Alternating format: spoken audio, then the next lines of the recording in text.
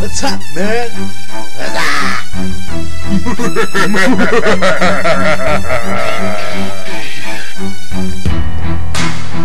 Aha. Hej, vám teď převedu moje zkušenosti. Dosti v celku, budu si hrát na tvojí učitelku. Jako barbar, Conan, s mečem dlouhým jak africký Baby, já nejsem doktor Hollywood, nepiju Malibu, ale zelený a ryby, po kterých se cítím jako praskaný struny, který nechtěj tóny dávat. A proto povídám, že chlas se musí lámat, ale občas pozor si i dávat, se životem si vůbec nezahrávat. Teď ti řeknu, že smrtíš velice, ale ne jak v opice. Víš jak vždy východce, hledáš ovce. No to mě poser, jsi fakt kreten. Hej. O tom, pane špíno, v hlavě máte nejspíš vyhulíno, ale teď to otočím o 180 stupňů.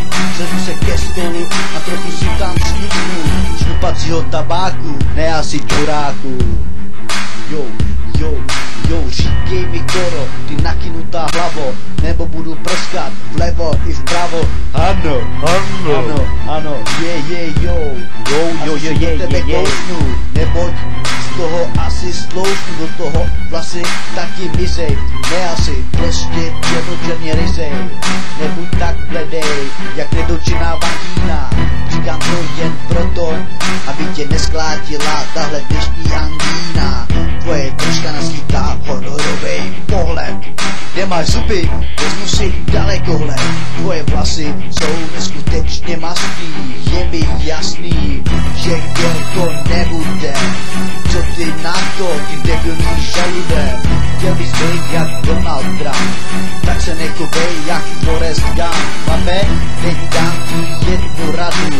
Nešťourej se prstem vzadu a hovořit tu do svým radu.